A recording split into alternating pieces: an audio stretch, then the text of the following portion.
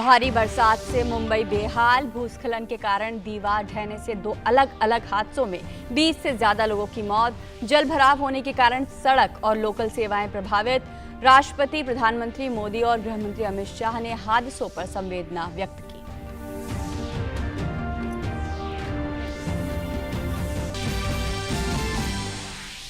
कल से शुरू हो रहे संसद के मानसून सत्र से पहले सभी दलों की सरकार के साथ सर्वदलीय बैठक।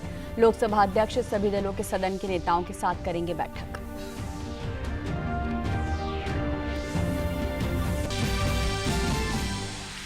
देश में कोविड-19 टीकाकरण अभियान तेजी से जारी। टीकाकरण का आंकड़ा 40 करोड़ 49 लाख के पार। पिछले 24 घंटों में कोविड-19 के 41,157 नए मामले दर्ज। रिकवरी दर हुई 97.31%। मिजोरम और मणिपुर में आज से लगा लॉकडाउन।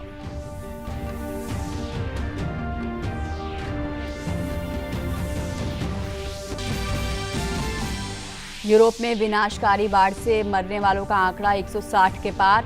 पश्चिमी जर्मनी में हुई बाढ़ से सबसे ज्यादा तबाही। आपातकालीन सेवाएं मलबा हटाने में जुटी।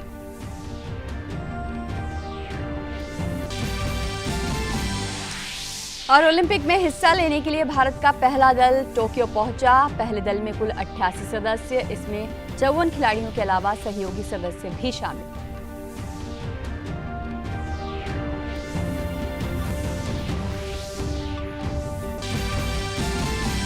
भारत और श्रीलंका के बीच 3 एकदिवसीय मैचों की सीरीज का पहला मैच आज। शिखर धवन की अगुवाई में युवा खिलाड़ी उतरेंगे मैदान पर।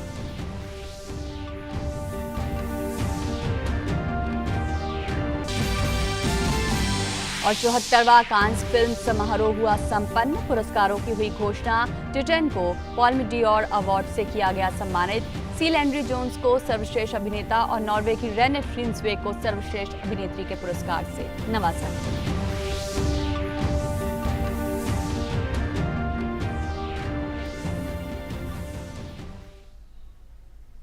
नमस्कार, समाचार अब विस्तार से।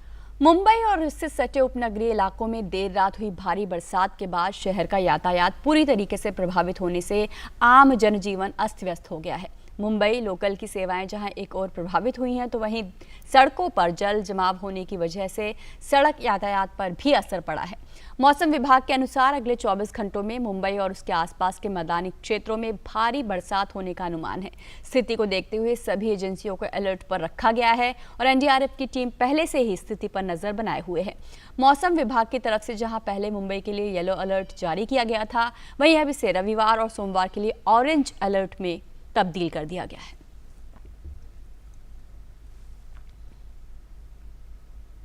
मुंबई में लगातार बरसात के चलते चेंबूर के वाशी नाका में भूस्खलन के कारण कुछ झुग्गियों पर दीवार गिरने से 17 लोगों की मौत हो गई है। 2 लोगों को उपचार के बाद अस्पताल से छुट्टी दे दी गई। एनडीआरएफ, बीएमसी और अग्निशमन कर्मी तलाश और बचाव अभियान में जुटे हैं।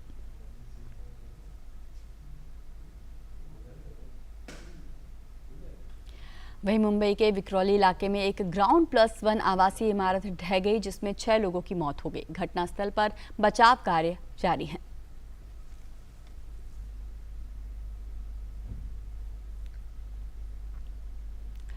राष्ट्रपति रामनाथ कोविंद ने मुंबई में हुई घटना पर दुख जताया है। उन्होंने ट्वीट कर कहा है, मुंबई के चेंबूर और विक्रोली में भारी वर्षा के कारण हुए हादसों में कई लोगों के हताहत होने की खबर से अत्यंत दुख हुआ। शोक संतप्त परिवारों के प्रति मैं संवेदना व्यक्त करता हूं और राहत और बचाव कार्य में पूर्ण सफलता की कामना करता हूं।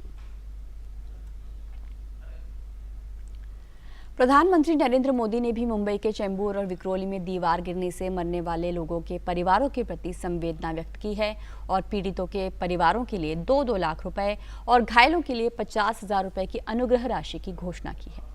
प्रधानमंत्री ने ट्वीट करते हुए कहा कि मुंबई के चेंबूर और विक्रोली में दीवार गिरने से लोगों की मौत से दुखी हूं। दुख की इस घड़ी में मेरी संवेदनाएं शोक संतप्त परिवारों के साथ है। प्रार्थना करता हूं कि जो लोग घायल हुए हैं वे जल्द स्वस्थ होंगे। मुंबई में दीवार गिरने से जान गंवाने वाले लोगों के परिजनों को पीएमएनआरएफ से 2-2 लाख रुपए की अनुग्रह राशि दी जाएगी। घायलों को 50-50 हजार रुपए दिए जाएंगे।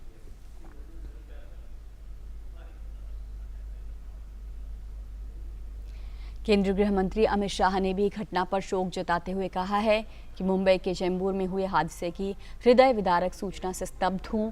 इस हादसे में जिन लोगों ने अपनों को खोया है उनकी इस अपूर्णीय क्षति पर गहरी संवेदनाएं व्यक्त करता हूं।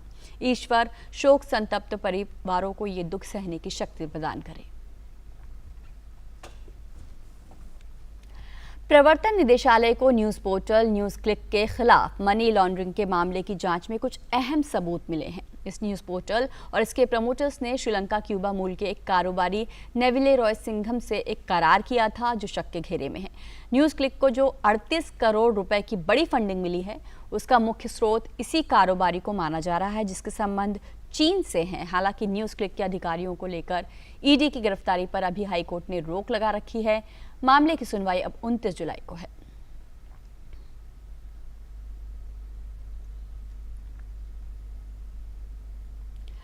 संसद का मॉनसून सत्र सोमवार 19 जुलाई से प्रारंभ होने जा रहा है। इससे पहले सरकार आज सभी दलों के साथ सर्वदलीय बैठक सरकार ने की है जिसमें सत्र के दौरान सरकार अपने विधायी एजेंडे की जानकारी भी उसने दी है। इसके साथ ही सभी दलों ने संसद सत्र को सुचारू रूप से चलाने को लेकर सहयोग भी मांगा। दोपहर बाद 4 बजे लोकसभा अध्यक्ष ओम बिरला ने भी सभी दलों के सदन के नेताओं की बैठक बुलाई है। एनडीए नेताओं की भी संसद सत्र के रणनीति तय करने को लेकर आज अहम बैठक है।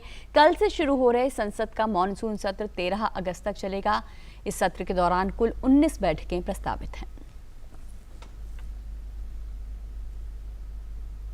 और देश में कोरोना वायरस के दैनिक मामलों में लगातार गिरावट देखने को मिल रही है। केंद्र सरकार और राज्य सरकार के समन्वित प्रयासों से आज देश भर में 41,157 नए मामले सामने आए हैं, लेकिन संक्रमण से धीरे धीरे छुटकारा भी मिल रहा है। स्वास्थ्य और परिवार कल्याण मंत्रालय के मुताबिक 42,004 मरीज उपचार करवाकर स्वस्थ हो चुके हैं। इसके बाद देश में रिकवरी रेट बढ़कर 97.31% हो गई है। इस समय देश में सक्रिय मामलों की कुल संख्या 4,22,660 है। बीते 24 घंटों की बात करें तो देश भर में कोरोना से 518 लोगों की मौत हुई है।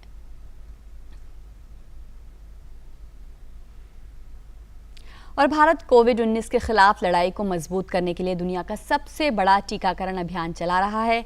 देश में राष्ट्रव्यापी टीकाकरण अभियान के तहत 40 करोड़ 49 लाख से अधिक कोविड टीके लगाए जा चुके हैं। वहीं पिछले 24 घंटों में 51 लाख 1 हजार से अधिक टीके लगाए गए।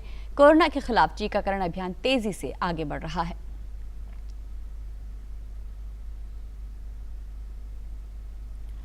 भारतीय चिकित्सा अनुसंधान परिषद के अनुसार भारत में कल कोरोना संक्रमण की जांच के लिए 19,36,709 नमूनों की जांच की गई। वहीं कल तक कुल 44 करोड़ 39,58,663 कोरोना नमूनों की जांच की जा चुकी है।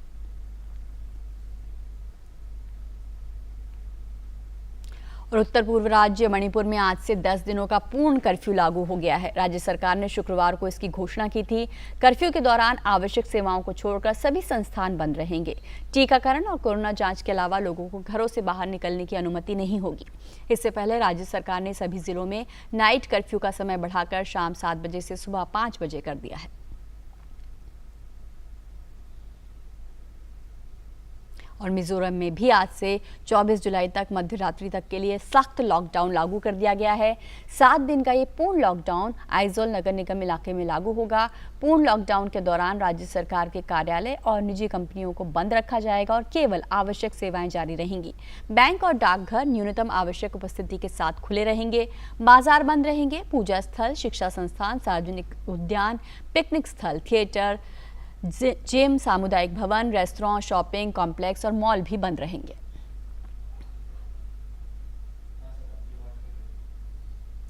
केरल सरकार ने बकरीद के मद्देनजर साप्ताहिक लॉकडाउन में 3 दिनों तक छूट देने का फैसला किया है। 18, 19 और 20 जुलाई को लॉकडाउन से आम लोगों को छूट मिलेगी। ए, बी और सी श्रेणियों में आवश्यक सामान बेचने वाली दुकानों के अलावा कपड़े की दुकानें, जूते की दुकानें, इलेक्ट्रॉनिक्स की दुकानें, फैंसी दुकानें और आभूषण की दुकानें रात 8 बजे तक खोलने की अनुमति दी गई है।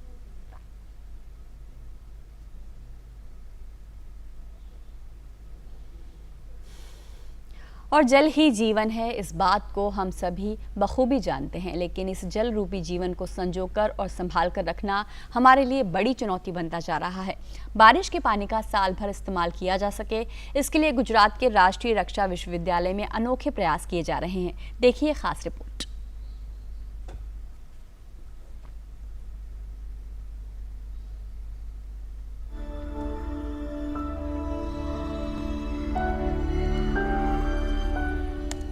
जवानों की शक्ति बढ़ाने के क्षेत्र में कार्यरत गुजरात स्थित राष्ट्रीय रक्षा विश्वविद्यालय जल शक्ति का महत्व भी जानता है। बारिश के मौसम में पानी को संग्रहित करने के लिए यूनिवर्सिटी की बिल्डिंग को खास तरह से डिजाइन किया गया है। बिल्डिंग के भूगर्भ में बड़े बड़े टैंक बनाए गए हैं, जहां छतों से गिरने वाला पानी संग्रहित होता है। विश्वविद्यालय की हर बिल्डिंग में 7 लाख लीटर के टैंक लगाए गए हैं। साथ ही कैंपस में ही बड़े बड़े कैनाल भी बनाए गए हैं, जहां पानी को संरक्षित किया जाता है।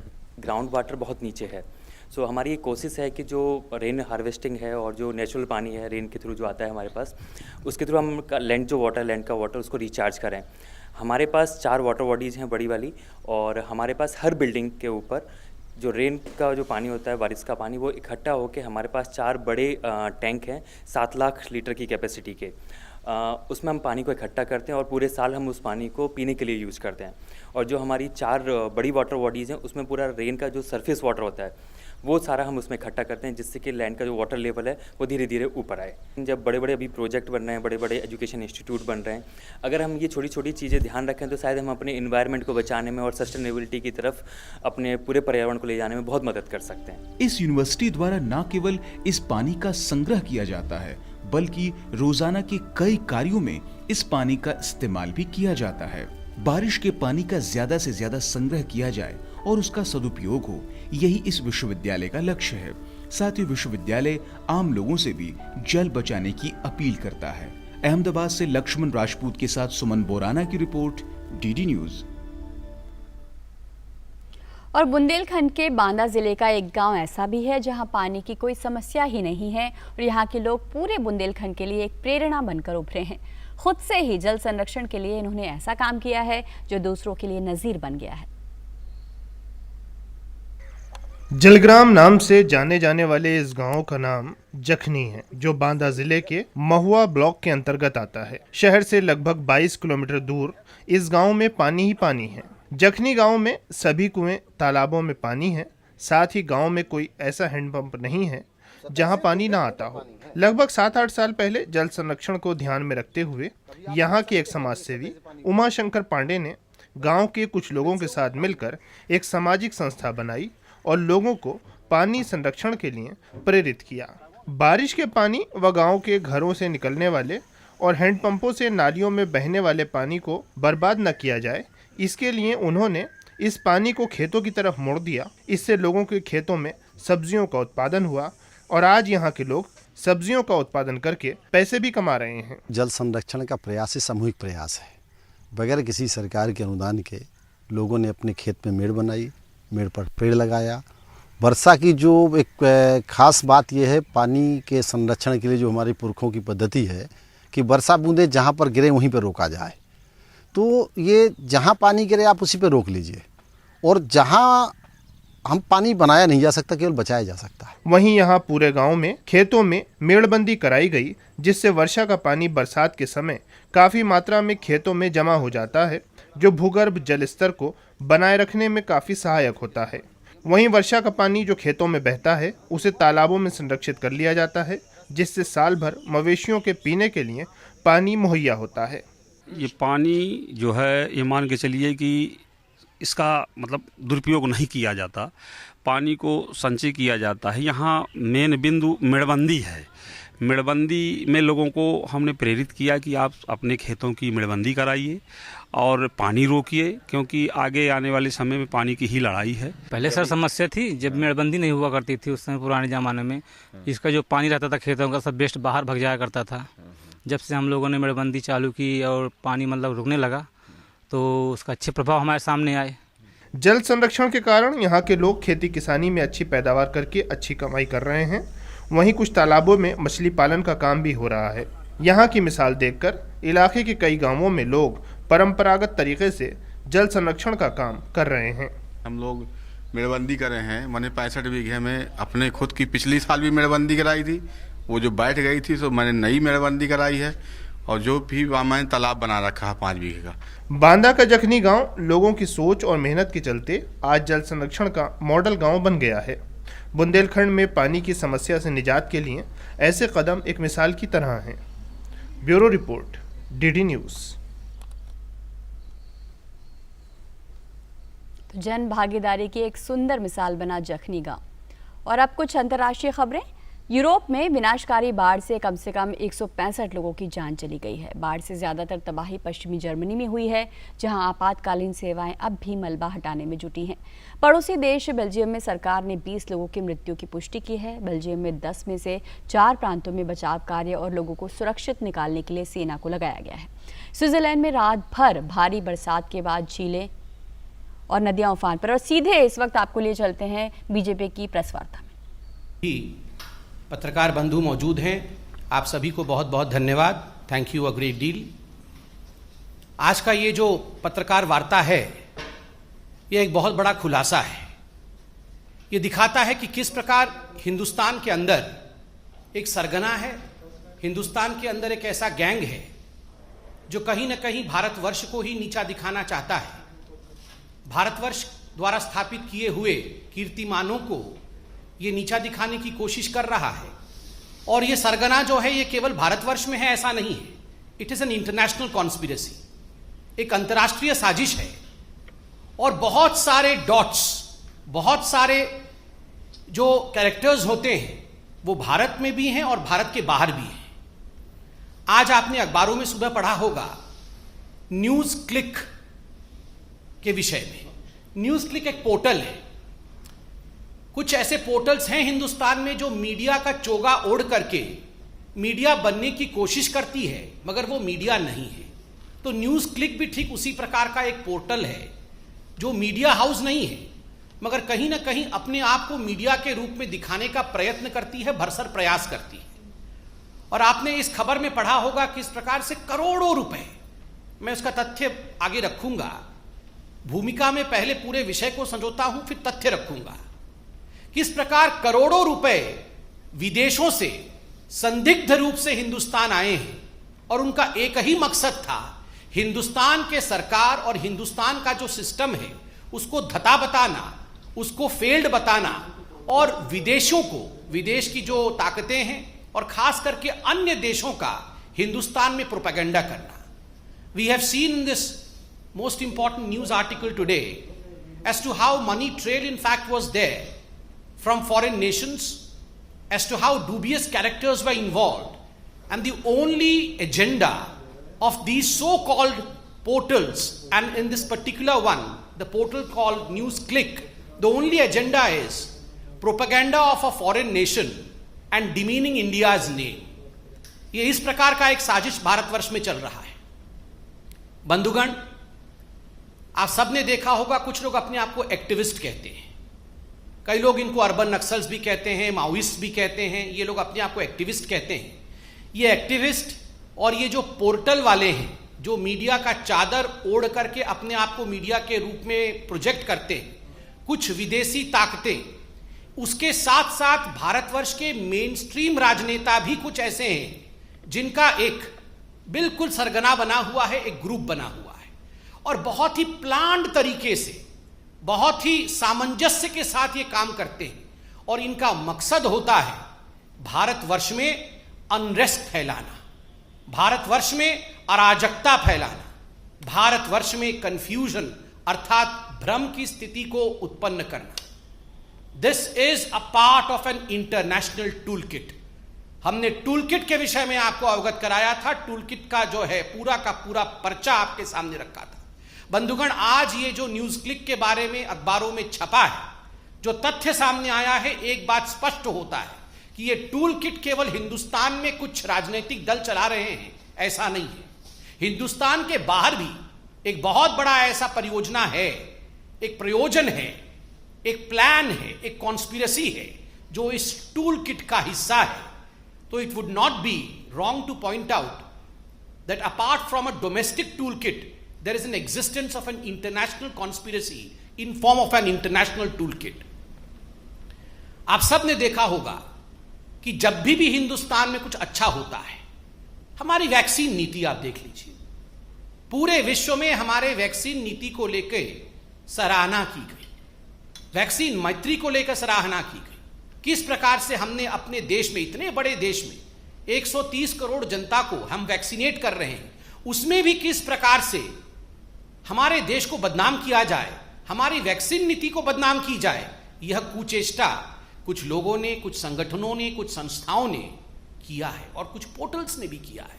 आज समझ में आता है यह किस प्रकार से हो रहा था, फॉरेन फंडिंग के माध्यम से हो रहा था।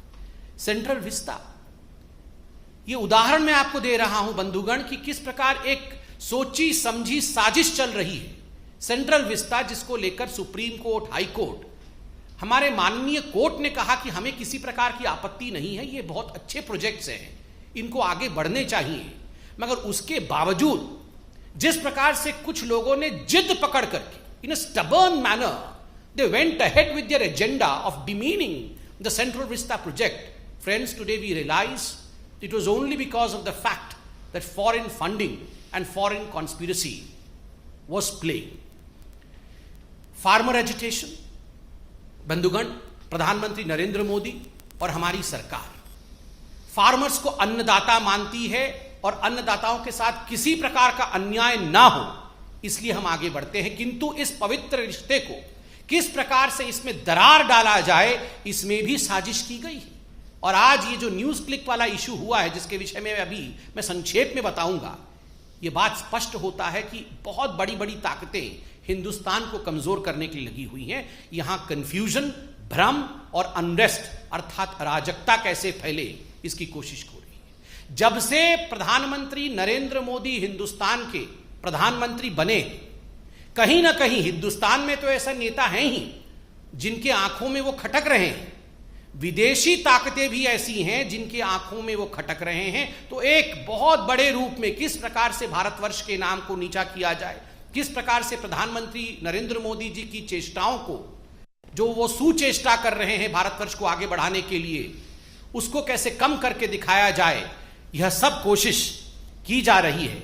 किंतु मैं आज कह सकता हूं कि जनता जनार्दन है, वो मोदी जी पर विश्वास करती है।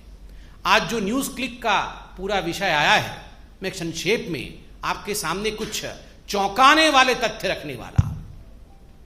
बंधुगण, यूं तो कहते हैं कि न्यूज क्लिक एक साधारण पोर्टल है। देखिए, इस पोर्टल का नाम पीपीके के नाम से, PPK News Click Studio Private Limited के नाम से है। इसमें किस प्रकार से बाहरी ताकतें फंड भेज रही थी भारतवर्ष में और किस प्रकार से इन फंड्स को लेकर ये फंड कहां जा रहे थे, किन लोगों को ये फंड दिया जा रहा था, मैं इसका खुलासा अभी करने वाला हूं।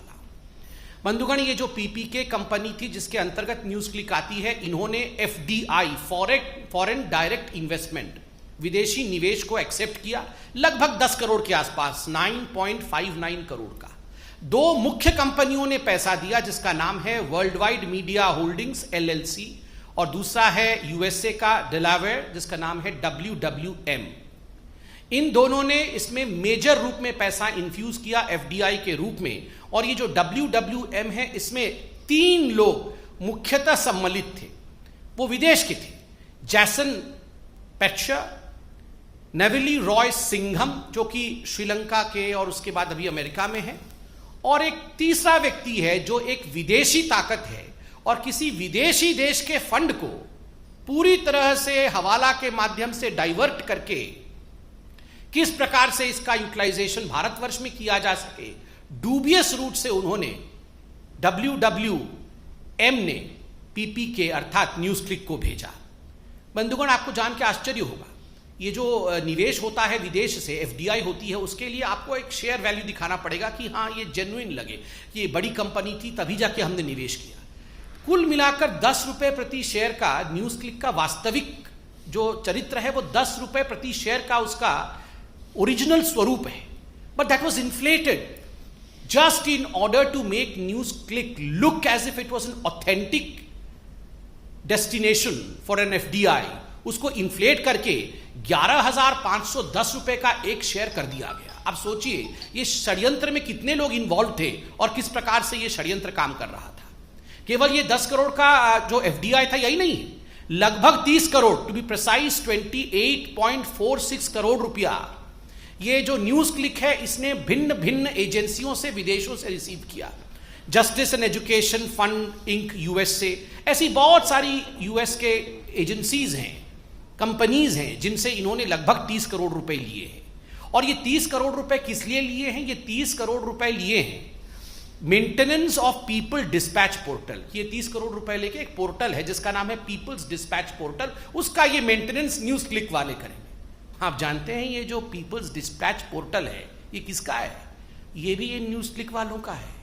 अपने ही पोर्टल को मेंटेन करने के लिए US की कुछ कंपनियां, विदेशी कंपनियां, वो इनको 30 करोड़ रुपए दे रहे हैं और बदले में कहा गया हम आपको एक्सपोर्ट सर्विस देंगे, मतलब हम बहुत बढ़िया मेंटेनेंस करेंगे और आपको बताएंगे कि हमने कैसे मेंटेन किया, हम सर्विस अपना एक्सपोर्ट करेंगे। मगर जब इनके प्रमोटर्स से पूछा गया कि आपने क्या सर्विस एक्सपोर्ट किया तो उनके पास कोई जवाब नहीं है। अर्थात ये विदेशी ताकतें जो हैं ये पैसा किन्हीं और कारणों से भेज रही हैं। ये न्यूज पोर्टल के मेंटेनेंस का तो केवल बहाना है, कारण कुछ और है। अब मैं कारण बताता हूं किन किन लोगों को इस न्यूज पोर्टल के माध्यम से पैसा गया। ये करोड़ों रुपए बाहर से आए, 30-40 करोड़ तो मैंने अभी हिसाब दिया है, ना जाने और कितना आया होगा। अब ये पैसा गया कहां?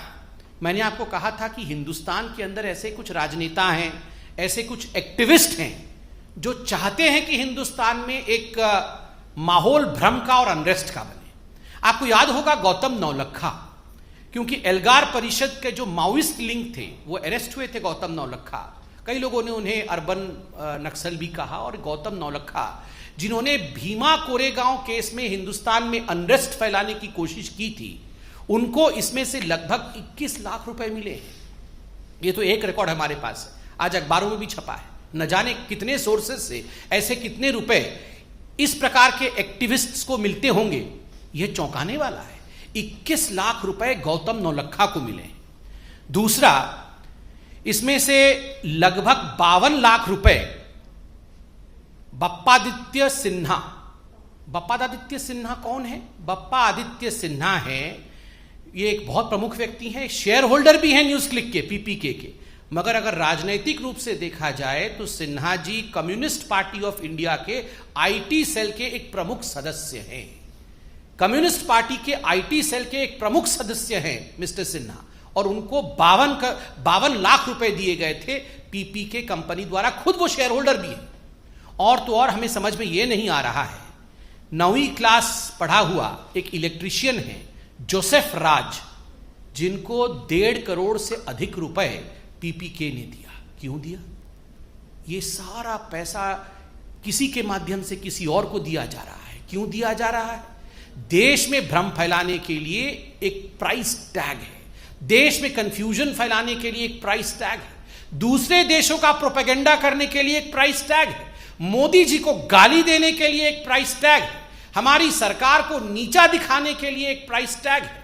असली किसानों के मुद्दे को अगर मोदी जी आगे बढ़ाते हैं, उसको किस प्रकार धता बता दिया जाए, उसके लिए एक प्राइस टैग है। CAA पे किस प्रकार से रोड जाम कर देना है, अगर आप करने में सक्षम हैं तो एक प्राइस टैग है। जहां भी एंटी इंडिया कोई सेंटिमेंट हो, कोई नैरेटिव हो, उसको आगे बढ़ाने के लिए एक प्राइस टैग है। और यही साजिश विदेशी ताकतों के साथ मिलकर के एंटी इंडिया फोर्सेस कर रही है। आज बीजेपी सिर्फ अंत में इतना ही कहना चाहती है कि जीतेगा तो भारत ही, भले कितनी ये देश विद्रोही शक्तियां, देशद्रोही शक्तियां, एंटी इंडिया फोर्सेस चाहे कितना भी काम कर ले, कितनी भी षड्यंत्र कर ले, कितने भी विदेशी देशों से पैसा ले ले, मगर जीतेगा भारत ही, क्योंकि भारत की जनता बुद्धिमान है, समझदार है। इन सभी विषयों पर वो सोच समझकर अपनी कदम आगे बढ़ाती है। धन्यवाद बंधुओं, कोई प्रश्न हो तो अवश्य पूछें।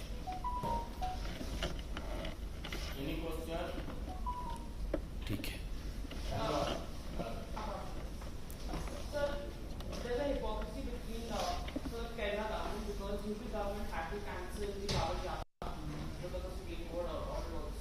Now the Kerala government has increased their restrictions. They they have increased their number of people who can attend pilgrim center like Sabrimala. What do you have to say about that? See, as far as COVID is concerned, it is a matter of concern. We all have to follow COVID appropriate behavior. The Prime Minister of the country, the government of the day, the Supreme Court and all other courts have instructed us, have advised us accordingly. But I firmly believe that selectivism is something which has been taunted, which has been in fact called out by the citizens of this country. As far as the Kerala government is concerned, the news that has come out today, that despite the fact that the state of Kerala is reeling under high pressures of COVID, we have increased COVID patients there. We have to take great many steps to see to it that people do not fall ill. But is it appeasement? What Kerala government is doing is something which people are asking. I firmly believe that the Kerala government would heed to all these advices and would see to it that the citizens of Kerala are protected.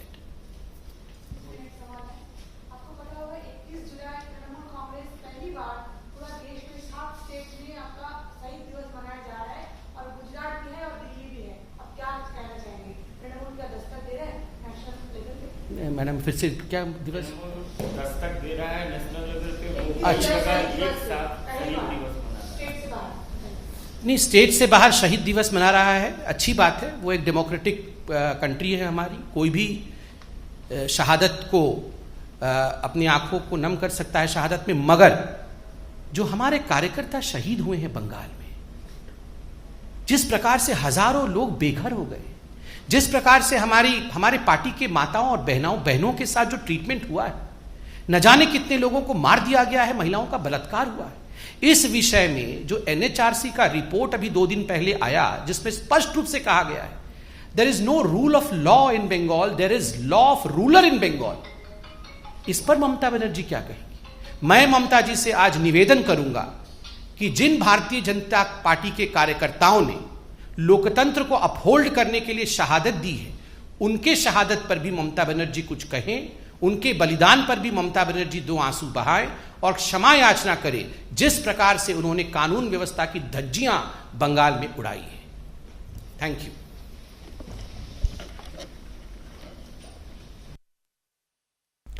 और संबित पात्रा को आप संबोधन उनका सुन रहे थे। उन्होंने news click जो portal है उस पर बड़े गंभीर आरोप लगाए हैं। भारत को बदनाम करने के लिए देश और विदेश में कई संगठन सक्रिय हैं और न्यूज़ क्लिक पर भी इसी तरह के आरोप हैं। विदेशों से करोड़ों रुपए भारत में आए हैं। ये टूल किट भी भारत को विदेशों में बदनाम करने के लिए काम कर रही थी। वैक्सीन नीति को बदनाम किया जा रहा है और इसमें कई राजनेता भी शामिल हैं। न्यूज़ क्लिक को भी बाहर से फंड मिल रहे थे। इसमें अमेरिका और श्रीलंका के कुछ लोग शामिल हैं, उनका नाम आ रहा है। लगभग 10 करोड़ का FDI उन्होंने स्वीकार किया है। संबित पात्रा ने कहा कि मीडिया की चादर ओढ़कर कई लोग देश में अराजकता और भ्रम का माहौल फैला रहे हैं। ये तमाम जानकारियां उन्होंने अपनी प्रेस कॉन्फ्रेंस में मीडिया के साथ बातचीत करते हुए दी है।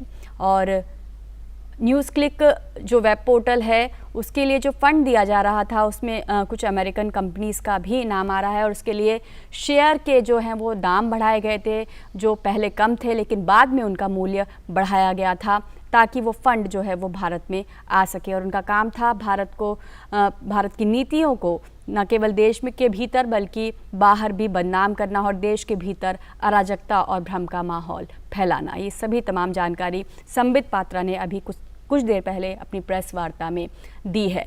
और आज ED ने भी न्यूज़ क्लिक जो है वो न्यूज़ क्लिक को लेकर आज ED ने भी कार्रवाई की है और प्रवर्तन निदेशालय ने न्यूज़ क्लिक के खिलाफ मनी लॉन्ड्रिंग मामले की जांच में उसे कुछ आज अहम सबूत मिले हैं।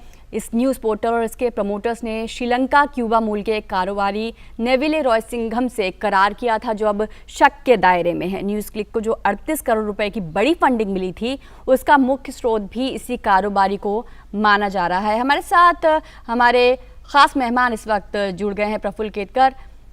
और न्यूज़ क्लिक के खिलाफ जो सबूत मिले हैं प्रफुल्ल जी और ED की जो कार्रवाई हुई है, एक बड़ी साजिश का एक खुलासा लगता है जिसमें देश को बदनाम करने की साजिश भी है।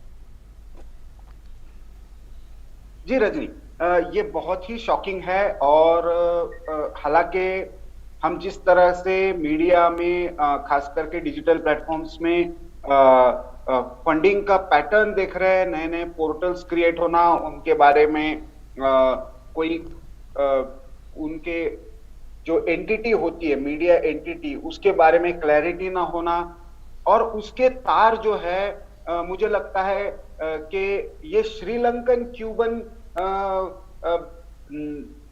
बिजनेसमैन का नाम होना, ये तो एक केवल मुझे लगता है ये भी एक फसाड है। सीधा सीधा हमें ये समझना चाहिए कि अभी श्रीलंका में सबसे ज्यादा स्टेक्स जो है वो चाइना के हैं।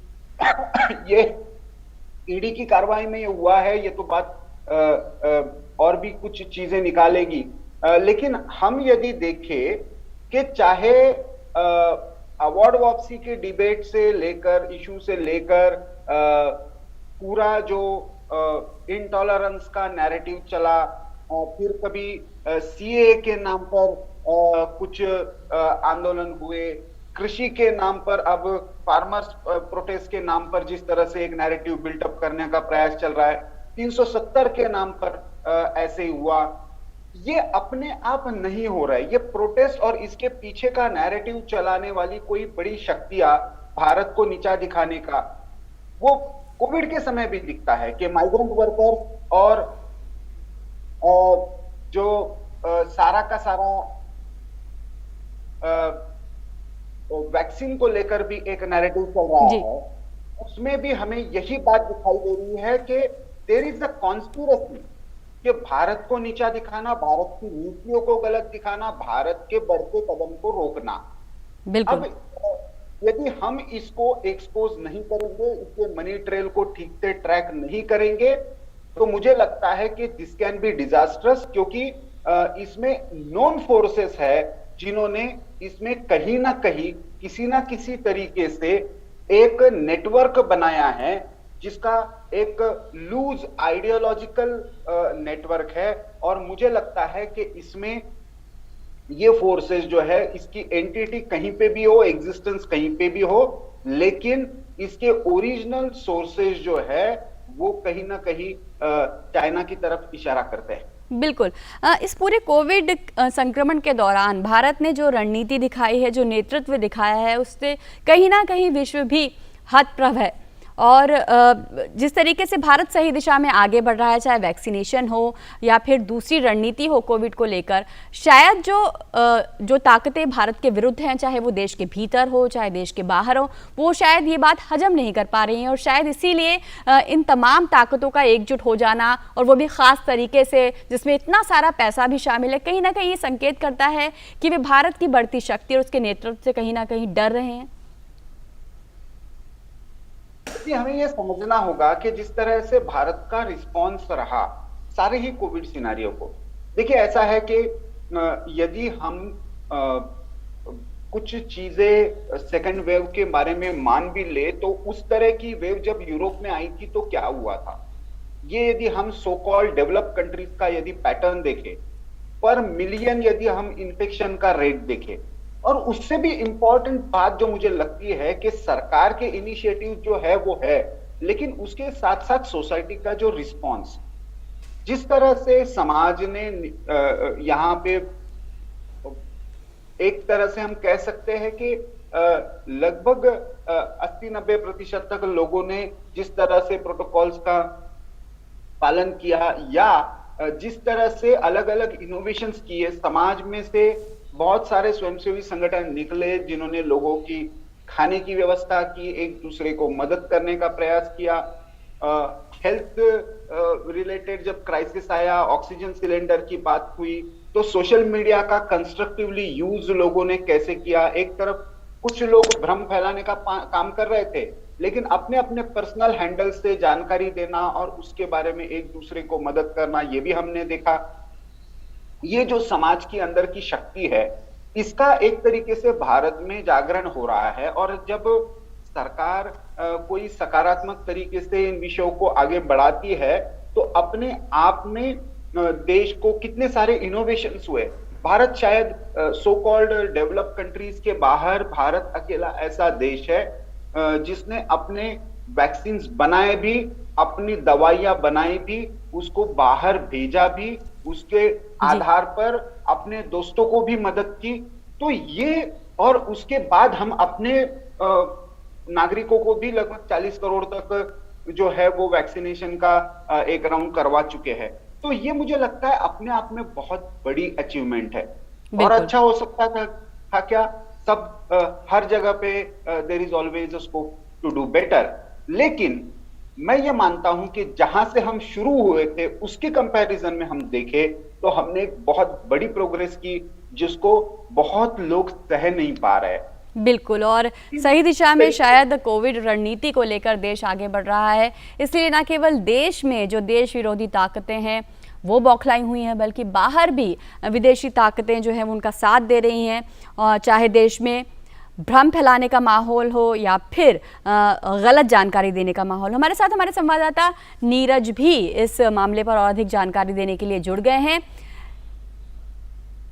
नीरज, आपके पास हम जब तक जुड़ेंगे तब तक इस मामले की पूरी हम आपको खबर बता देते हैं। आज प्रवर्तन निदेशालय को न्यूज़ पोर्टल न्यूज़ क्लिक के खिलाफ मनी लॉन्ड्रिंग के मामले की जांच में कुछ अहम सबूत मिले थे। इस न्यूज़ पोर्टल और इसके प्रमोटर्स ने श्रीलंका क्यूबा मूल के कारोबारी नेविले रॉय सिंघम से करार किया था, जो अब शक के दायरे में है।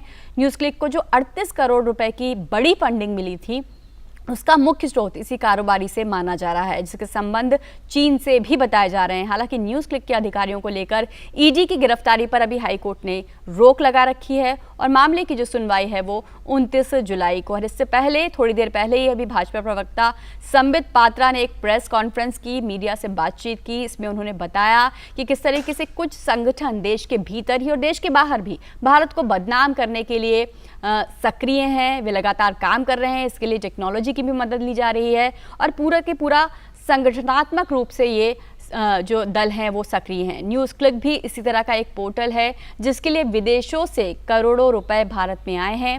ये टूल किट भी भारत को विदेशों में बदनाम करने के लिए काम कर रही है। भारत की वैक्सीन नीति को बदनाम किया जा रहा था और अब इस वक्त आपको सीधे ले चलते हैं पीएम सर्वदलीय बैठक में संसद भवन।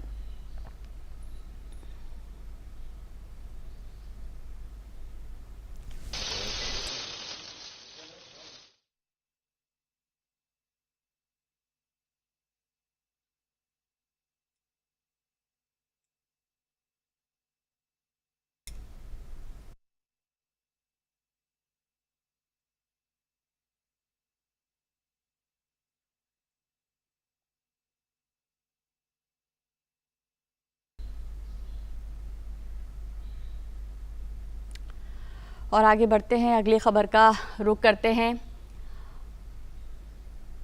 हम इससे पहले न्यूज़ क्लिक की खबर आप तक लेकर आए थे कि किस तरीके से कुछ देर पहले भाजपा के प्रवक्ता संबित पात्रा ने बातचीत की थी मीडिया के साथ और कई गंभीर आरोप लगाए थे। और अब हमारे साथ हमारे संवाददाता नीरज सिंह इस मामले पर अधिक जानकारी के लिए जुड़ गए हैं।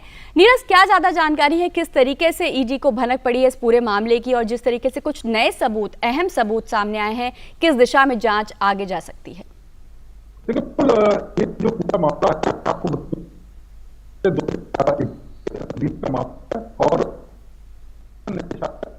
सारे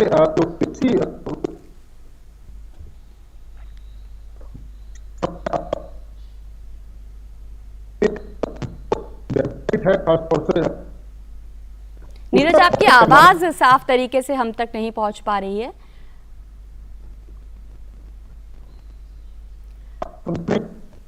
प्रफुल्ल जी, आपके पास लौटना चाहेंगे। ऐसा तो नहीं है कि कुछ ही दिनों के भीतर ये साजिश रची गई होगी, बहुत सारा काम इसके लिए किया गया होगा, बहुत सारे इसके लिए जो है शक्तियां जुटाई गई होंगी, सामर्थ्य जुटाए गए होंगे, क्योंकि एक बड़ा मामला है। जिस तरीके से बड़ी रकम, बड़े पैसे और धनराशि इसमें दिखाई दे रही है, तो कहीं ना कहीं लग रहा है कि बहुत ज़्यादा और आगे इसमें अब बड़े नाम और ज़्यादा सामने आ सकते हैं, कुछ राजनेता भी हो सकते हैं। बिल्कुल, ये जिस तरह की साठगांठ दिख रही है, जिसमें कुछ मीडिया हाउस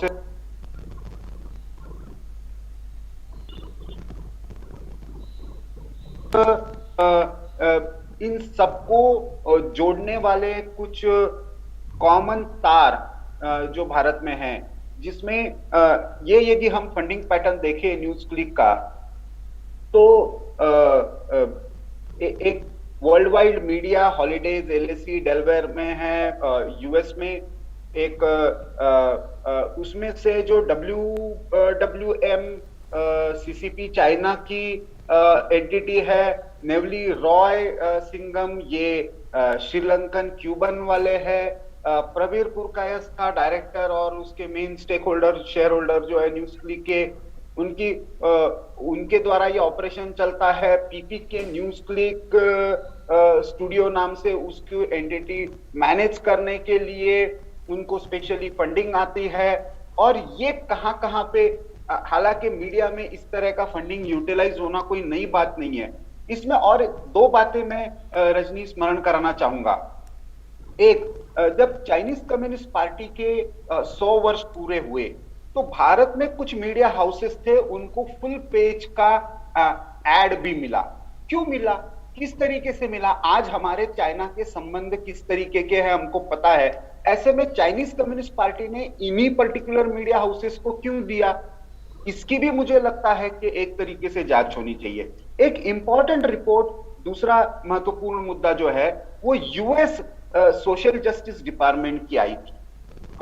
ये लगभग 1 वर्ष पूर्व जून 2020 में ये रिपोर्ट आई थी और जिसमें ये कहा गया था कि यूएस के भी बड़े पोर्टल्स और न्यूज़पेपर्स को मिलियंस ऑफ डॉलर्स 2016 से, लगभग वो उस समय यूएस की गवर्नमेंट की एजेंसी ने जो डेटा दिया था वो 19 मिलियन डॉलर्स का था। अब यूएस के मीडिया में भी भारत के प्रति जो रिपोर्टिंग चलता है वो भी हम देखते हैं, वेस्टर्न मीडिया का बायस किस तरीके से काम करता है। ऐसे में मुझे लगता है कि हमें ये सारे तार, ये केवल ईडी तक मामला ना रहे, इंटेलिजेंस के बाकी सारे इन्वेस्टिगेशन के जो सारा एनआईए से जुड़े हुए इन्वेस्टिगेशन चल रहे हैं उनको भी साथ में लेते हुए हमें ये देखना चाहिए कि कौन कौन इस सारे नेटवर्क में जुड़ा हुआ है। उन सबको क्वेश्चन करने की जरूरत है, क्योंकि ये सवाल किसी एक राजनीतिक दल का नहीं है, किसी एक सरकार का नहीं है, ये राष्ट्र का और अपने देश की सुरक्षा का भी प्रश्न है। भारत में आने वाले हर पैसे का हिसाब देना पड़ेगा और वो पैसा किसको जा रहा है, किस लिए यूटिलाइज हो रहा है, इसकी भी जानकारी मिलने का अधिकार भारत के नागरिकों को है। मुझे लगता है इस आधार पर इस सारे चक्र को एक बार एक्सपोज करने की आवश्यकता है। बिल्कुल। प्रफुल्ल जी, बात करें अगर सोशल मीडिया की या टेक्नोलॉजी की, इस वक्त बहुत ज़्यादा ये चीज़ें जो हैं वो एक्टिव हैं, सक्रिय हैं, युवा भी यहाँ पर सक्रिय होता है। पिछले कुछ महीनों में, कहें पिछले 6-7 महीनों में हम देख रहे हैं कि ऐसे तमाम और भी टूल किट हमारे सामने आए हैं। और बड़ी बात यह है, गंभीरता की बात यह है कि युवा जो है वो इन टूल किट्स के साथ जुड़ा हुआ है और ख़ासकर इनको बनाने में, इनको सक्रिय करने में भी एक पढ़ा लिखा भारतीय युवा सामने आ रहा है। आप क्या सोच रहे हैं, किस तरीके से इस पूरे मामले को हैंडल किया जाए, जिसमें संवेदनशीलता भी शामिल है, लेकिन साथ ही देश की सुरक्षा से जुड़ा ये बहुत ही संवेदनशील मुद्दा है। किस तरीके से आपको लगता है इस दिशा में आगे बढ़ना चाहिए, कितनी कठोर कार्रवाई की जानी चाहिए, क्योंकि कहीं ना कहीं देश की अखंडता, सुरक्षा से जुड़ा मामला है।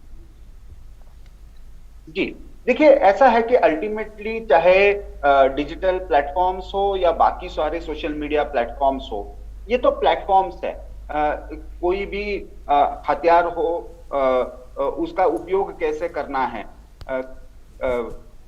चाकू है आपके हाथ में तो गला काटना है या सब्जी काटनी है, ये तो जिसके हाथ में होता है। लेकिन वो हथियार किसके हाथ में जा रहा है और उसको सेंसिटाइज किया जाए, उसको एजुकेट किया जाए, ये एक हिस्सा। लेकिन उसका गलत इस्तेमाल ना हो, इसलिए सरकार की तरफ से जो सोशल मीडिया रूल्स और रेगुलेशंस नए आए अभी 2021 के, इसलिए उन प्लेटफॉर्म्स की भी कोई जिम्मेदारी बनती है।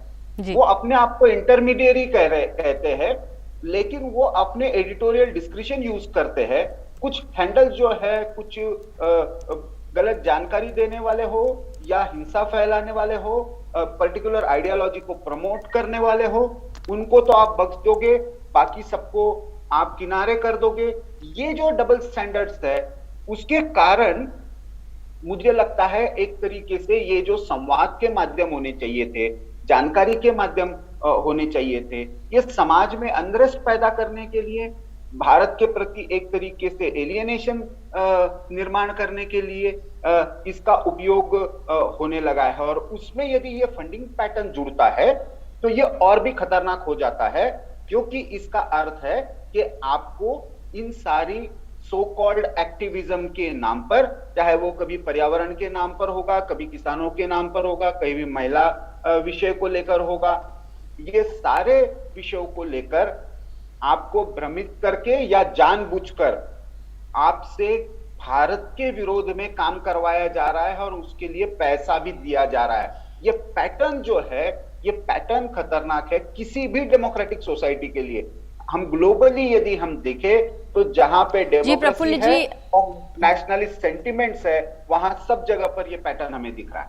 बिल्कुल। और इसमें जो चीन की तरफ से जो फंडिंग हुई है इस मीडिया पोर्टल को, जिसमें बहुत ज़्यादा जो है ठोस सबूत सामने आए हैं कि चीन ने इसको फंड किया है, आपको लग रहा है चीन इस वक्त जो है अपनी रणनीति कहीं ना कहीं बदल कर, क्योंकि सरहदों पर कुछ नहीं,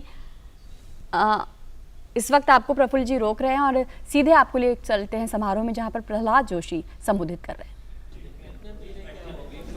ऐसे तो 31 बिजनेस है, उसमें 2 फाइनेंशियल बिजनेस है, एक्सेस डिमांड और सप्लीमेंट्री डिमांड्स। उसके अलावा 6 ऑर्डिनेंस और करीबन 23 बिल्स है। इसमें कई बिलों का नोटिस आ गए, कई बिलों का प्रोसेस होकर आना पेंडिंग है। ओवरऑल जो डिपार्टमेंट से, विविध मंत्रालय से जो हमारे पास आए हुए हैं वो 29 बिल है और 2 फाइनेंशियल बिजनेस है।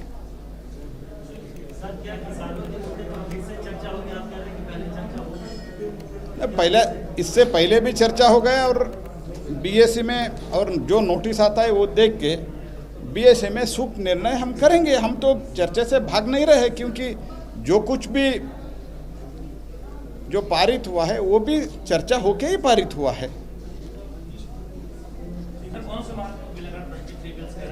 नहीं, ऑलरेडी वो पब्लिक डोमेन में है, मैं आपको भेज देता हूँ पूरा 23 बिल्स और 6 ऑर्डिनेंस का मैं भेज देता हूँ। सब मुद्दों पे चर्चा के लिए तैयार है क्या? ये कह सकते हैं कि पीएम ने ऐसा कहा कि सब पीएम ने कहा स्वस्थ और सार्थक चर्चा होना चाहिए। सब मुद्दों पे स्वस्थ और सार्थक चर्चा होना चाहिए। तो जो मुद्दे उठाते हैं, जो मुद्दे नियम और प्रक्रिया के हिसाब से बीएसई में तय होता है, सब होता है। Thank you. प्रहलाद जोशी की बात आप सुन रहे थे और हमारे साथ जो न्यूज़ क्लिक खबर पर हमारे साथ कुछ मेहमान जुड़े थे, हमारे साथ प्रफुल्ल केतकर जुड़े थे। आपका बहुत बहुत शुक्रिया हमारे साथ जुड़ने के लिए। नीरज सिंह, आपका भी शुक्रिया हमारे साथ जुड़ने के लिए। तो इस समाचार बुलेटिन में फिलहाल इतना ही। हमें दीजिए इजाज़त। नमस्कार।